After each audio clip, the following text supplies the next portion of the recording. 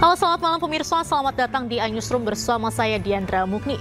Kami akan membahas berita utama secara mendalam, komprehensif, dan tentunya eksklusif. Sebagai pembuka iNewsroom kali ini, kami memiliki informasi seorang anggota polisi yang sedang mengawal kendaraan mewah diduga menendang seorang pemotor hingga tersungkur di saluran air di kawasan wisata Puncak Cisarua, Bogor. Kejadian ini direkam warga sekitar hingga videonya viral. Bikin video. Itu polisi video. Arogan. Kenapa dia? Bikin video.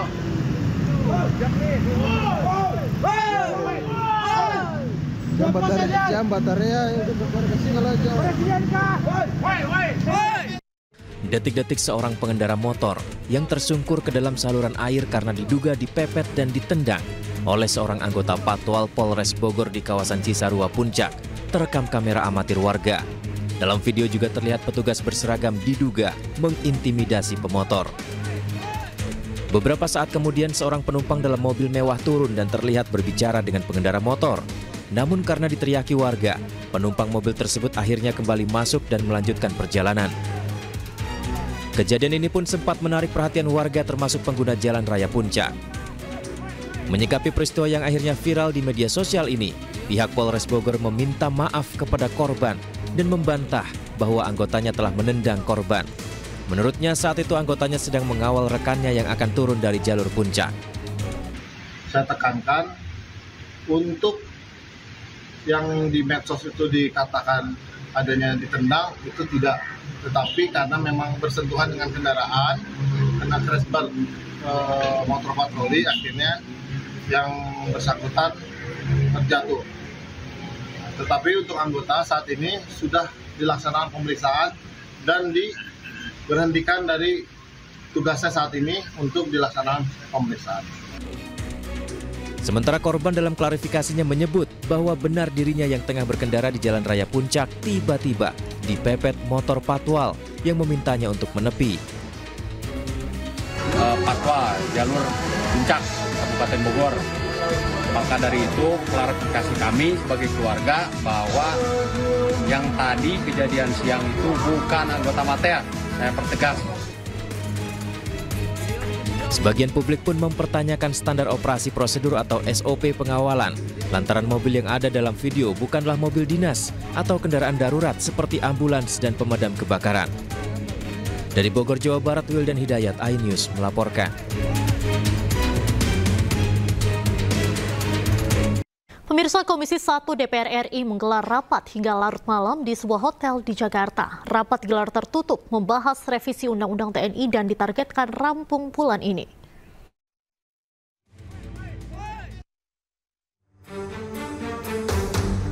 Komisi 1 DPR RI tiba-tiba menggelar rapat hingga larut malam di sebuah hotel di Jakarta Pusat Jumat malam. Rapat membahas revisi Undang-Undang Nomor 30 Tahun 2004 tentang Tentara Nasional Indonesia. Anggota Komisi 1 DPR TB Hasanuddin menyebut revisi sudah berjalan 40%.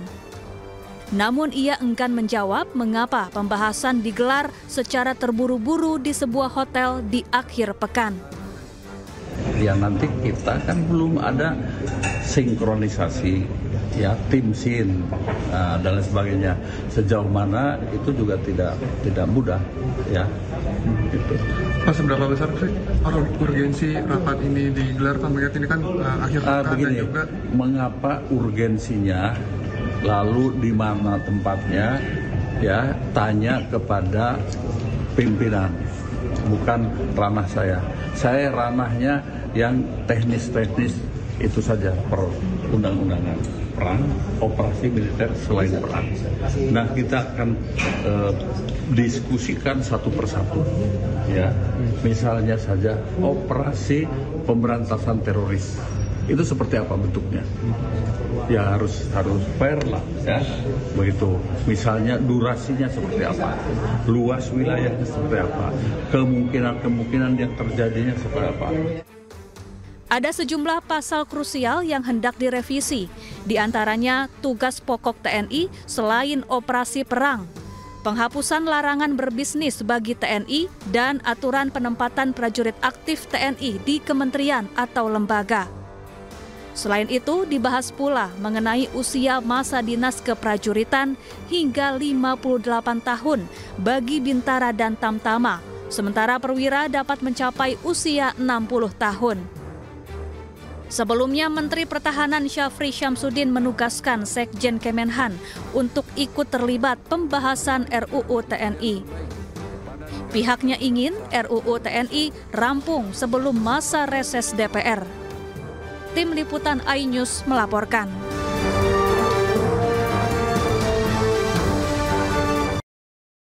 Pemirsa, sejumlah anggota DPR RI melakukan inspeksi mendadak ke kantor PT Produksi Film Negara atau PFN di Jatinegara, Jakarta Timur.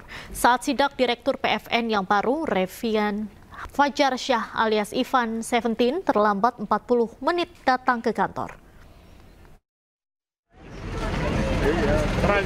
Itu sudah hasil dimulai kecil-kecil apa? Sejumlah anggota DPR RI melakukan inspeksi mendadak ke kantor PT Produksi Film Negara atau PFN di Jatinegara, Jakarta Timur.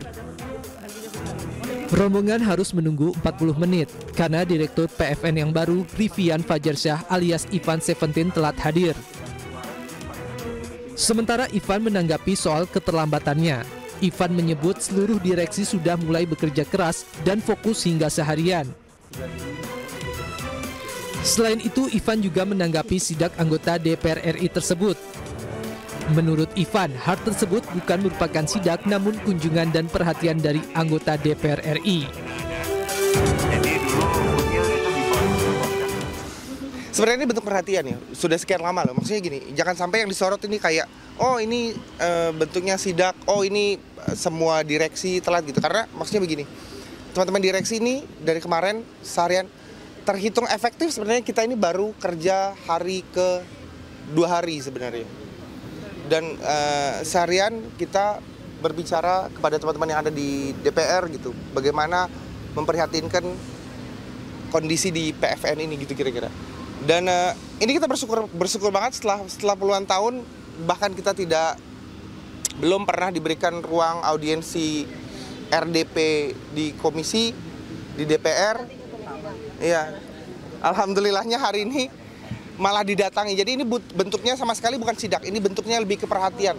Akhirnya negara bisa hadir di PFN. Jadi ini hari yang bersejarah buat PFN.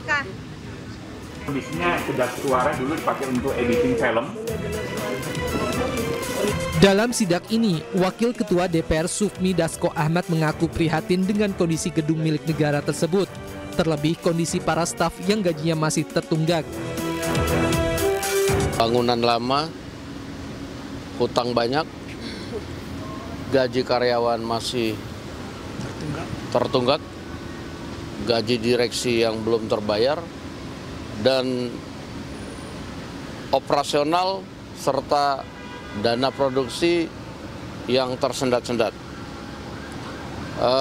Dan kami concern dengan pimpinan dan anggota Komisi 6 untuk meminta kepada pemerintah dalam hal ini untuk membantu memajukan agar industri kreatif, industri film di Indonesia menjadi bangkit. Para anggota DPR RI mendukung PFN sebagai pusat konten negara agar industri film di Indonesia bangkit. Tim Liputan iNews melaporkan.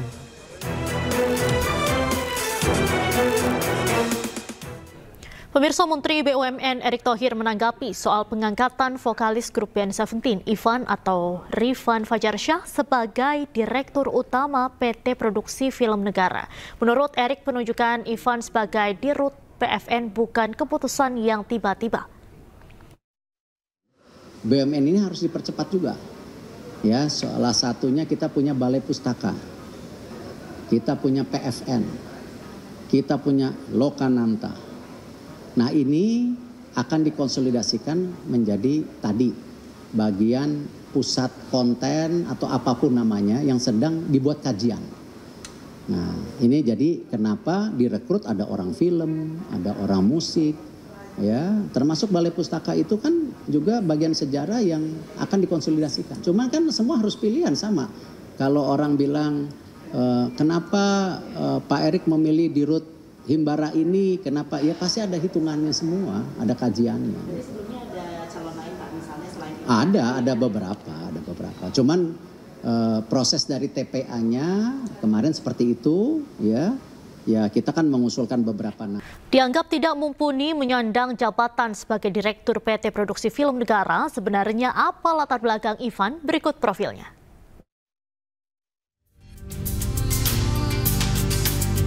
Ivan 17, Dirut PT Produksi Film Negara bernama asli Rifan Fajarsyah.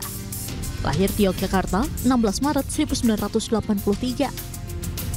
Ivan pun menyelesaikan pendidikannya tepat waktu dari SD hingga SMA.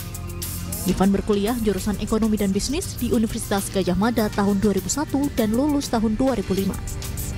Ivan bergabung menjadi vokalis Seventeen tahun 1999 dan setelah anggota bandnya meninggal tahun 2018, Ivan bersolo karir pada tahun 2020.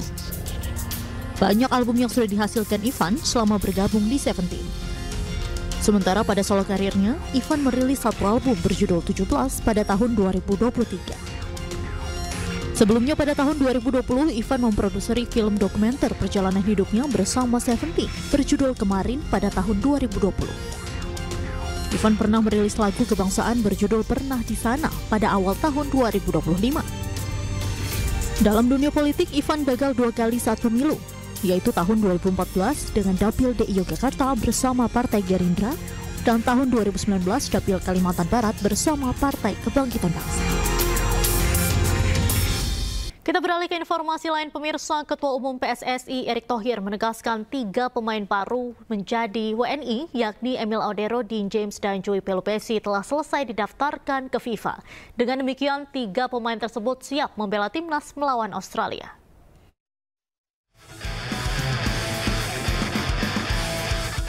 Tim Kementerian Hukum telah mengambil sumpah 3 pemain naturalisasi, Dean James, Emil Audero, dan Joey Pelupesi, menjadi warga negara Indonesia di Kedubes Italia Roma beberapa waktu lalu.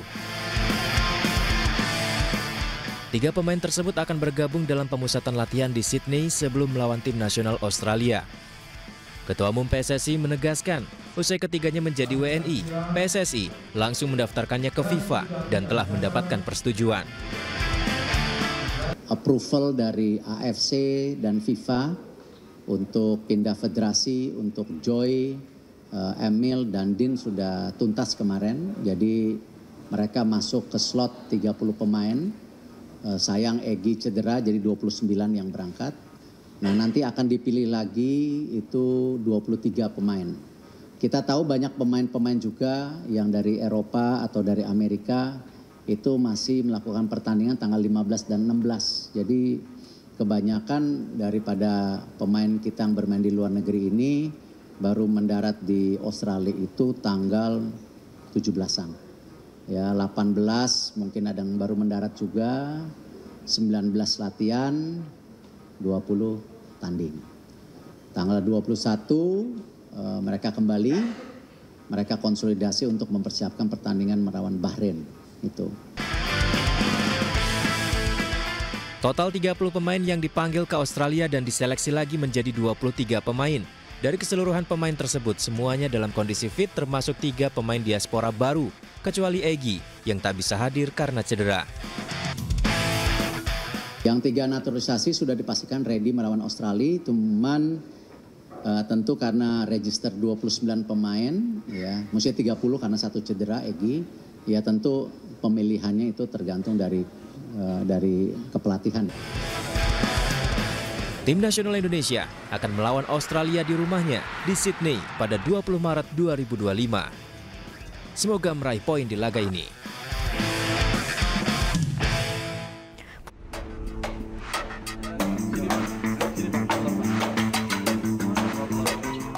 Menteri Perdagangan Budi Santoso mengunjungi Pasar Ciracas, Jakarta Timur untuk memantau harga bahan pokok jelang Lebaran.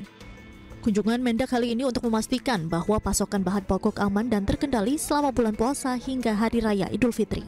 Mendak Budi pun mengungkapkan harga bahan pokok terpantau normal. Di antaranya harga daging ayam Rp26.000 per kilogram dan daging sapi Rp140.000 per kilogramnya. Dalam sidak tersebut, Mendak Budi juga membeli minyak goreng minyak kita 1 liter untuk dilakukan pengecekan apakah isi dalam kemasan sesuai dengan informasi takaran volume dalam kemasan. Setelah dilakukan pengukuran dengan gelas ukur, isi kemasan sesuai dengan informasi takaran. Harga minyak kita juga sesuai dengan harga eceran tertinggi, yakni Rp16.000 per 1 liter. Jadi cenderung harga-harga normal dan tadi kita lihat banyak ibu-ibu yang belanja ya, yang untuk persiapan Lebaran. Jadi sekali lagi terima kasih kepada teman-teman, kepada KL, kepada instansi terkait, Satgas Pangan, ya. Dan semua kami mengucapkan terima kasih atas kerjasamanya, atas bantuannya. Kita bersama-sama menjaga barang-barang ini terutama menghadapi Lebaran. Jadi kita akan terus kontrol secara rutin ya harga-harga di seluruh Indonesia ya agar pasokan terjamin, kemudian harga juga stabil ya. Diketahui sidak dilakukan untuk memantau pergerakan harga bahan pokok di pasar, khususnya menjelang Hari Raya Idul Fitri. Dari Jakarta, Tim Liputan iNews melaporkan. Pemirsa, Kementerian Perhubungan memprediksi potensi pergerakan masyarakat selama libur Lebaran tahun ini mencapai 146 juta jiwa atau setara dengan 52% dari total penduduk Indonesia. Sementara itu puncak arus mudik sendiri diprediksi terjadi pada H-3 Lebaran atau 28 Maret 2025 mendatang.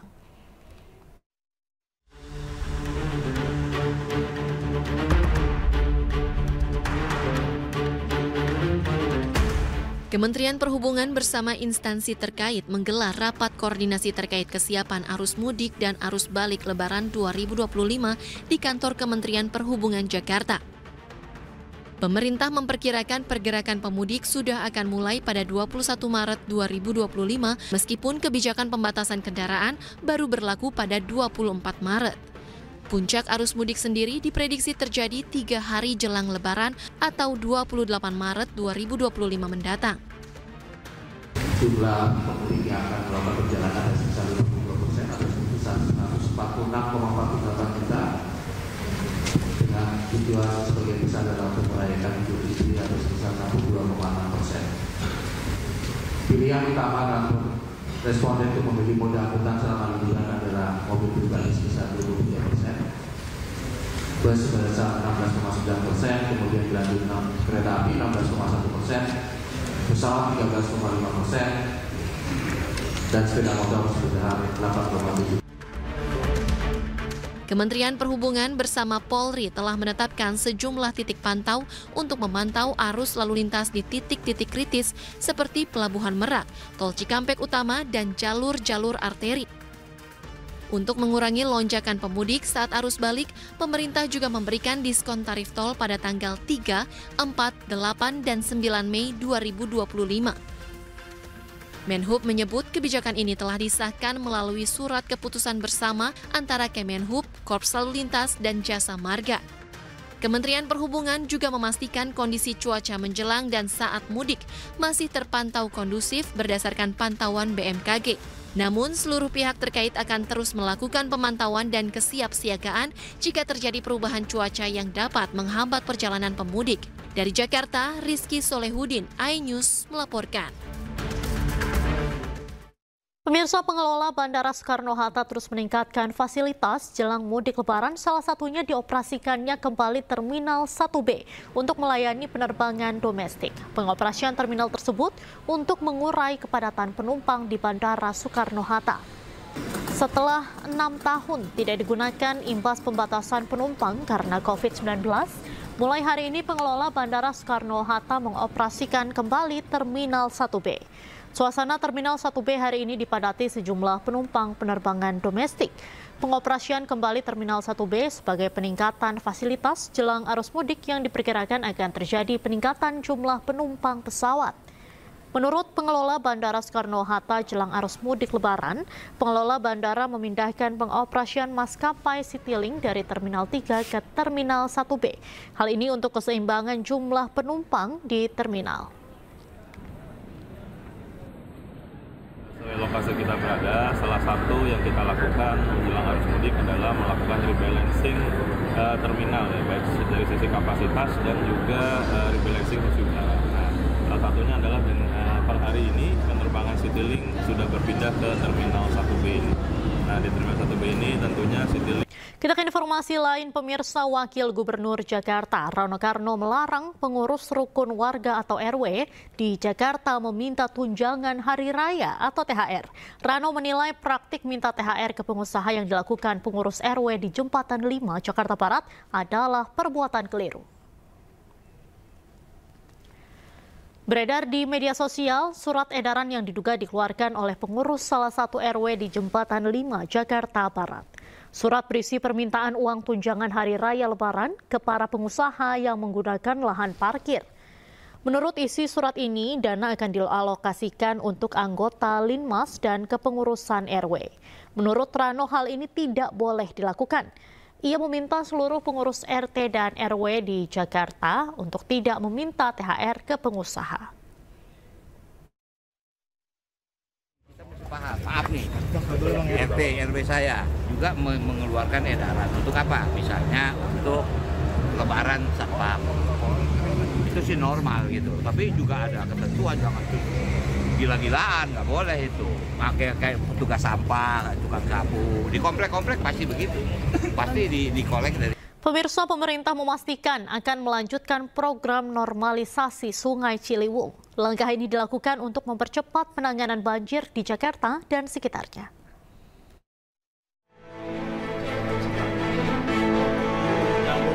Usai rapat koordinasi, Menteri Agraria dan Tata Ruang sekaligus Kepala Badan Pertanahan Nasional Nusron Wahid, Gubernur Jakarta Pramono Anung, serta Menteri Pekerjaan Umum Dodi Hanggodo memastikan pemerintah melanjutkan program normalisasi Sungai Ciliwung sebagai bagian dari upaya mengatasi banjir Jakarta.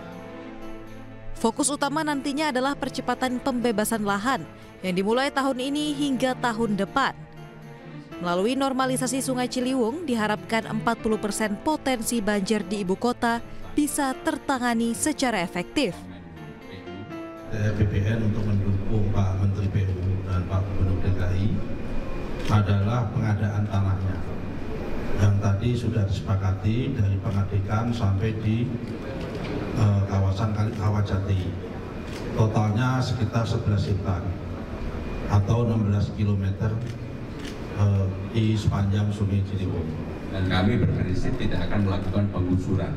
Semua yang kami lakukan harus secara bersama-sama dilakukan oleh pemerintah pusat, pemerintah Jakarta, dan warga yang memang terdampak kalau normalisasi itu dilakukan. Diharapkan pembebasan lahan selesai pada akhir Mei 2025.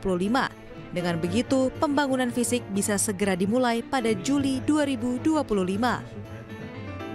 Sebelumnya, normalisasi Sungai Ciliwung rencananya sepanjang 33,69 km. Namun saat ini baru diselesaikan sepanjang 17,14 km. Untuk proyek ini, pemerintah membutuhkan total lahan seluas 35,94 hektar dengan jumlah bidang sebanyak 5.353 bidang. Dari Jakarta, Ade Firmansyah, iNews melaporkan. Pemirsa, terima kasih Anda masih menyaksikan iNewsroom bersama saya Diandra Mukni. Kementerian Sosial akan memberi pendampingan kepada korban pelecehan dari ex-Kapolres Ngada AKBP Fajar Widyadharma. Tak hanya menyiapkan rumah aman, Kemensos juga berdiskusi dengan pihak terkait perihal rehabilitasi terhadap korban. Pendampingan ya dari sentra kita yang bersama. Jadi pasti kita lakukan pendampingan ya. Kita akan siapkan hal-hal yang memang dibutuhkan. Kalau memang perlu residensial, kita siap di sentra kita. Tapi yang jelas Kementerian Sosial akan berdiskusi dengan para sesepuh di sana, para tokoh-tokoh di sana bagaimana. Menteri Hak Asasi Manusia Natalius Pigai mengomentari hukuman yang tepat untuk mantan Kapolres Ngada, yaitu 3 hukuman sekaligus. Hal tersebut disampaikan Natalius Pigai usai mengisi kuliah umum di Universitas Nomensen Medan, Sumatera Utara. Ada 3. Yang pertama adalah hukuman disiplin, pencopotan jabatan, yang kedua pidana, yang ketiga adalah kode. Sebelumnya, Mabes Polri berjanji akan menindak tegas AKBP Fajar Widyadharma Lukman, ex-Kapolres Ngada tersangka kasus kekerasan seksual terhadap anak di bawah umur. Polri menegaskan akan menegakkan hukum tanpa pandang bulu dan transparan. Inilah AKBP Fajar Widyadharma Lukman yang sebelumnya menjabat sebagai Kapolres Ngada dan sekarang dinyatakan sebagai tersangka kekerasan seksual. Tersangka dihadirkan di Mabes Polri dan akan segera menjalani sidang etik dan pidana. Yang memprihatinkan, tersangka diduga melakukan pelecehan seksual ke 4 orang korban, di mana 3 diantaranya masih di bawah umur berusia 6 tahun, 13 tahun, dan 16 tahun. Sementara 1 korban lainnya berusia 20 tahun. Selain diduga melakukan pelecehan seksual dengan korban anak, tersangka diduga menggunakan narkoba dan merekam serta menyebarkan kegiatan asusilanya tersebut. Polisi telah melakukan pemeriksaan terhadap 16 orang saksi dari peristiwa ini. Saya menyampaikan hasil dari penyelidikan pemeriksaan melalui kode etik dari Watprof. Ditemukan fakta bahwa FLS telah melakukan pelecehan seksual dengan anak di bawah umur sebanyak 3 orang dan 1 orang usia dewasa. Antara lain, saya akan menyebutkan anak 1, anak 2, dan anak 3. Ya, anak 1 usia 6 tahun, anak 2 usia 13 tahun, anak 3 usia 16 tahun, dan anak, orang dewasa dengan inisial SHDR usia 20 tahun. Sehingga ini bisa diketahui pada konteks sebagai anak dan orang dewasanya.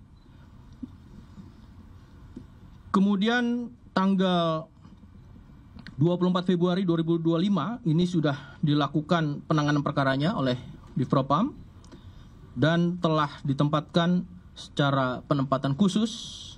Nanti akan dijelaskan sejak kapan sampai dengan kapan oleh Karwatprof, dan langkah-langkah yang telah dilakukan yaitu pemeriksaan korban dan saksi-saksi yang sudah dilakukan pemeriksaan sebanyak 16 orang. Pemirsa, di bulan Ramadan, bulan suci yang penuh berkah ini, pegawai KBRI Riyadh, Arab Saudi melakukan umroh bersama masyarakat Indonesia yang tinggal di Riyadh. Kegiatan umroh ini dilakukan untuk meningkatkan ketakwaan jamaah.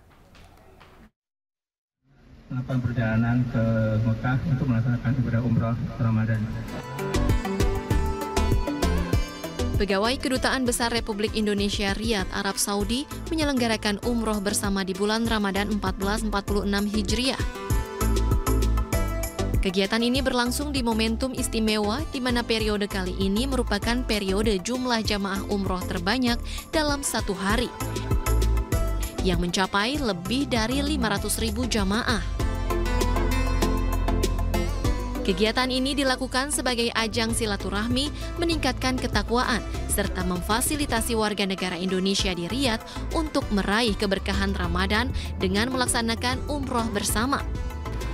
Sebanyak 44 peserta yang terdiri dari pegawai KBRI Riyadh dan masyarakat Indonesia di Riyadh ikut dalam pelaksanaan umroh kali ini. Rombongan berangkat dari KBRI Riyadh menggunakan bus menuju Makkah. Sesampainya di Mekah, rombongan melaksanakan umroh dengan penuh kehusyukan meski harus berbagi ruang dengan ribuan jamaah lain dari berbagai negara. Suasana Masjidil Haram yang penuh menambah syahdu perjalanan spiritual para jamaah. Bahwa umroh pada masa Ramadan itu adalah sangat penuh, apalagi dengan berita bahwa pada tanggal 6 itu jumlah jamaah tercatat sebanyak 500.000 per hari yang datang ke Mekah. Namun itu tidak menyurutkan niat kami bahwa kita mencari keutamaan.